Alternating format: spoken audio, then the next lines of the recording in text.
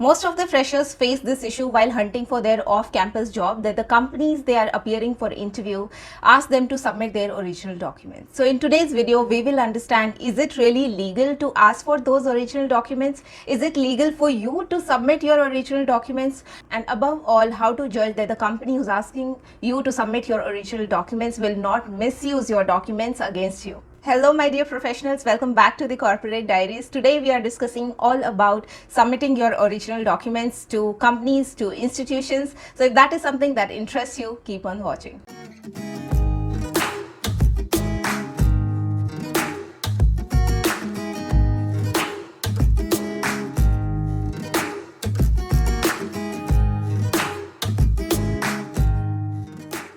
To begin with, a very short and crisp answer that whether you should submit your original documents or not is no. You should never submit your original documents to a company, to an institution, college, whatever you call it. They have no right to retain your documents or to seize your documents. And if you're not aware, it's illegal for any company, any college to keep your or retain your documents. You can refer to this article for an example that Karnataka High Court has banned retaining of any original documents. It includes educational documents or any other personal document. And more or less same rules are applicable to every company that is registered with Government of India at least. And otherwise also, if you give it a thought from a common sense perspective, it makes no sense, because companies, institutions can ask for your certificates, your degree, only to verify them.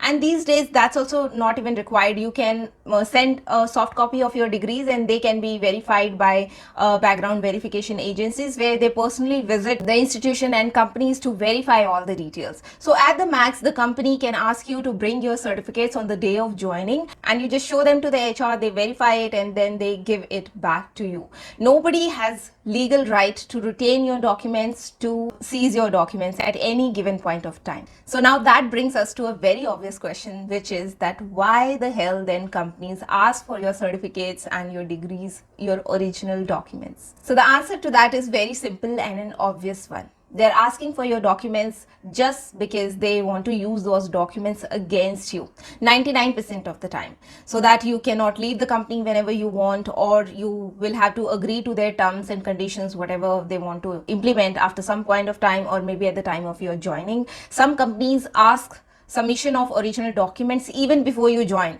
They'll not release the offer letter until you submit them your original documents. So the situation is that bad. And guys, I know people who choose these offers, these opportunities, are doing so only because they do not have a choice. They want to do a job, they want to get into earning more, maybe because they have to support their family or they have some financial commitments. That's why they are falling for such traps. But if you ask me, it's never worth joining such a company which is asking for your original documents, which is asking you to submit the documents even before the joining. From there only, it's very evident that how people are working there. They are working there out of fear, out of pressure, because they know if they do not work or complete a certain duration in that company, they'll not get their original documents and it can screw their career. Companies who have good culture, good work, who cares about their employees, they never need to retain certificates, original certificate of the candidates or employees, because they know their culture is such that anybody would love to stay there, and if they are not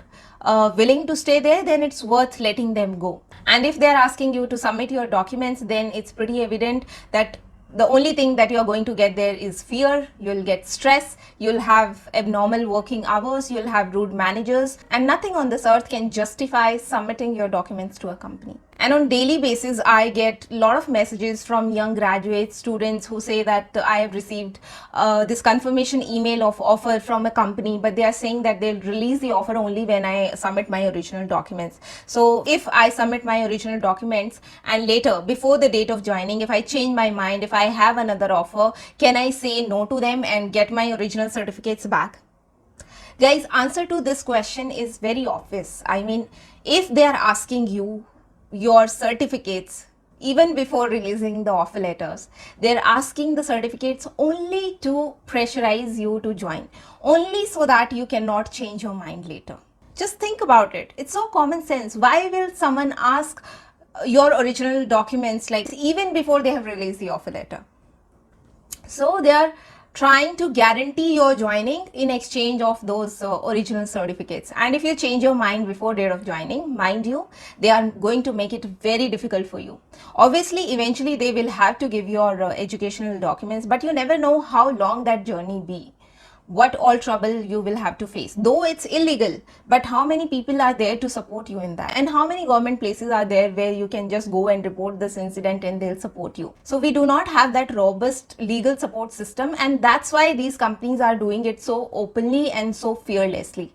So please save your life, and it's never worth joining such a company. You can always find something better than them, and believe me, it's even better to just be jobless than joining such companies, because it will deteriorate your health. You will have a lot of work pressure. Right now, as a jobless person, you cannot imagine the scenario. You are in that desperation of getting the job, but mind you, the situation can go really worse, and it can impact your mental and physical health. The level of stress which these kind of companies has normalized in their work, in their culture, it's beyond what an individual can take. And if you're still confused and you didn't get the context, there's one last example I want to give you guys so that you can relate and you can imagine how worse the situation will be if you put yourself into such situation. The example is of people who go to Gulf countries and other countries to work. These people reach those countries in hope to earn money for their starving families. They do not have much options. So they think that I'll go there and I'll earn for my family. At least my family will be in a good situation. It's okay, I'll do the hard work. But when they reach there, it's another level of torture. It's another level of stress. So it comes as a shock to them. And when they want to leave from there, the person who has got them there as a contractor, he do not let them go, because he has their visas, and without visas obviously they cannot go back. So that is the situation. And it's when we hear those cases, we feel like, isn't it obvious that if the person has retained my visa, he'll only going to misuse it? Otherwise, what's the purpose of retaining visa? What's the point? Isn't it a common sense that if somebody is retaining your personal information, your personal documents, then it's most likely that they are going to misuse it against you. So it's the similar situation, obviously not as worse as like those people who cannot return back to country,